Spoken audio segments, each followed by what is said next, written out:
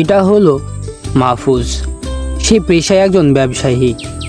এটা হলো তার স্ত্রী রিজমি। শুনছো, বাড়িতে কোনো কাঠ নেই, তুমি একটু জঙ্গলে যেয়ে রান্না করার জন্য কিছু কাঠ নিয়ে এসো। এরপর মাহফুজ কুড়াল হাতে জঙ্গলের দিকে কাঠ কাটার জন্য বেরিয়ে পড়ে। কিছু কাঠ কাটার পর সে তা নিয়ে তার বাড়ির উদ্দেশ্যে রওনা হতে শুরু করে। শোনো, আজ আমার ছোট মামা এসেছিল, আর 3 দিন পর তার ছোট ছেলের বিয়ে, তাই আমাদের দুজনকে যেতে বললো। তুমি কি যাবে? যেতে তো হবেই, একমাত্র শালাবাবুর বিয়ে, না গেলে কি হয়? তা কবে যেতে বললো আমাদের?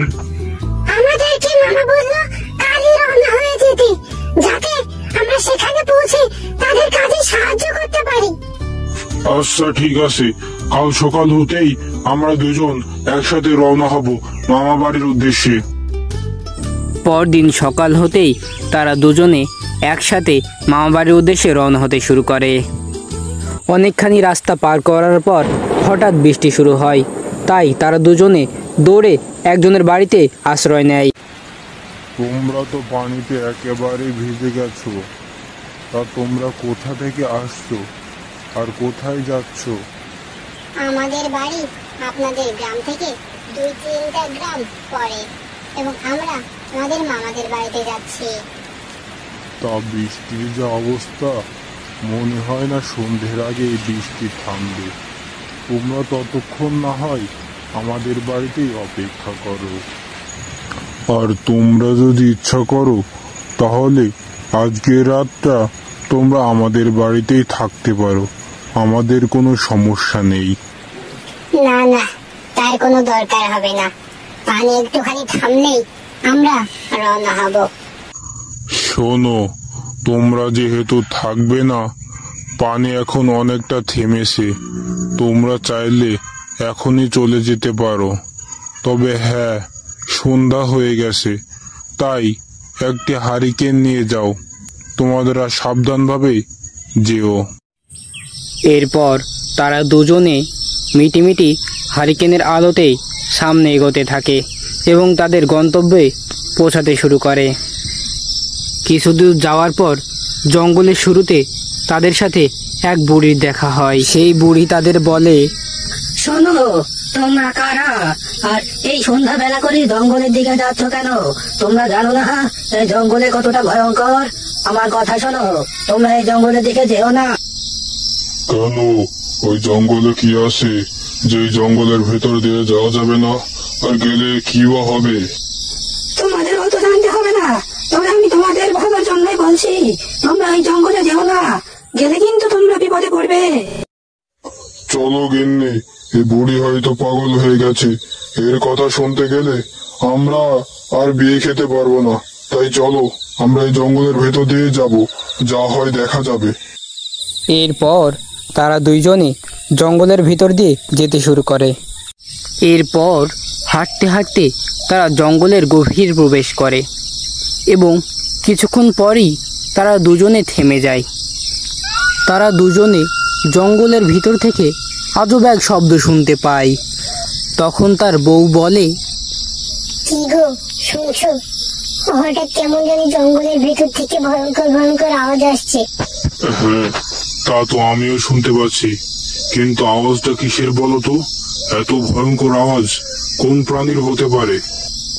আমার মনে হয় ওই বুড়িমার কথা শোনাই ভালো ছিল। আমাদের রাত করে এই জঙ্গলের ভিতর দিয়ে আসা ঠিক হয়নি। এখন না জানি কি বিপদ আমাদের জন্য অপেক্ষা করছে। আমার তো মনে হচ্ছে এটা কোনো রাক্ষস খুশির আওয়াজ। এরপর মাহফুজ পিছনে তাকিয়েই থ হয়ে দাঁড়িয়ে পড়ে। সে পিছনে দেখতে পায় এক ভয়ঙ্কর দানব। শোনো গিন্নি, তুমি একেবারে পিছনে তাকাবে না। আমি বলা মাত্রই আমার সাথে সামনের দিকে জোরে জোরে হাঁটতে শুরু করে দেবে। এরপর তারা দুইজন সামনের দিকে তাকিয়ে জোরে জোরে হাঁটতে শুরু করে। এরপর হঠাৎ করে সেই দানব তাদের সামনে চলে আসে। তোদের এত বড় সাহস, এত রাত হওয়া সত্ত্বেও তোরা জঙ্গলের ভেতর দিয়ে যাচ্ছিস? তোরা জানিস না এই জঙ্গলের ভেতর দিয়ে যে যায় সে আর কখনো ফিরে যায় না? আজ তোদেরও মৃত্যু হবে আমার হাতে। আমার হাত থেকে তোকে কেউ বাঁচাতে পারবে না। হা হা হা হা হা হা হা হা হা হা হা হা।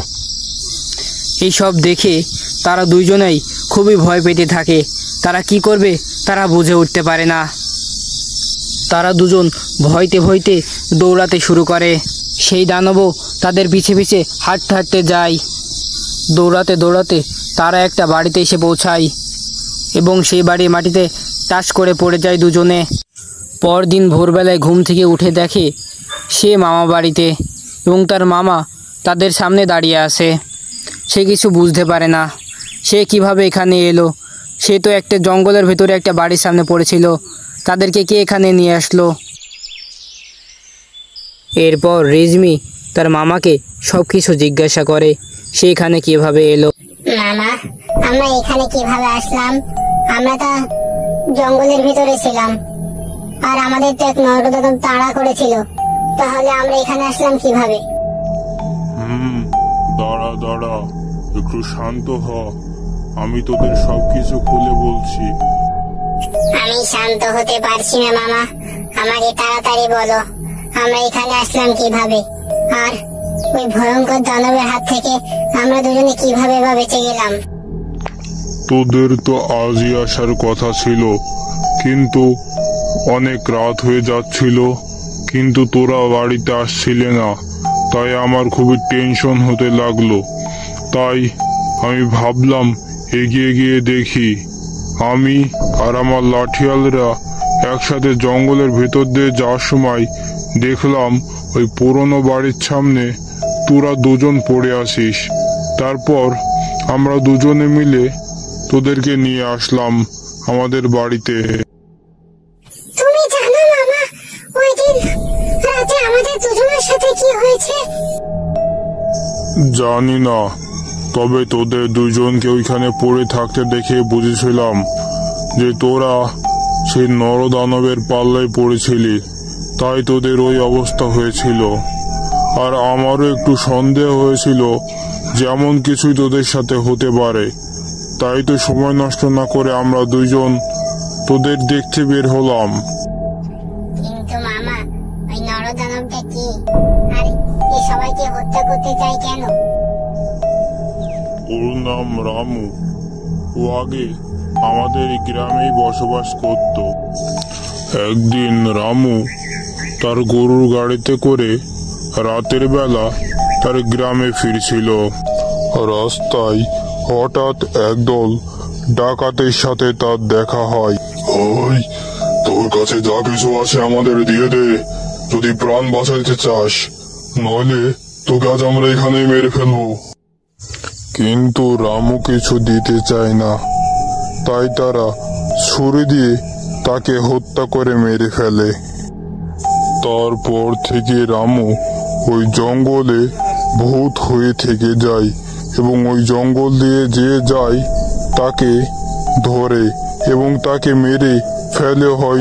কিন্তু তোদের কপাল খুব ভালো ছিল, যার কারণে তোরা ওই পিশাচের কাছ থেকে বেঁচে গেছিস, আর ঠিক সময় আমরাও পৌঁছে গেছিলাম তোদের কাছে।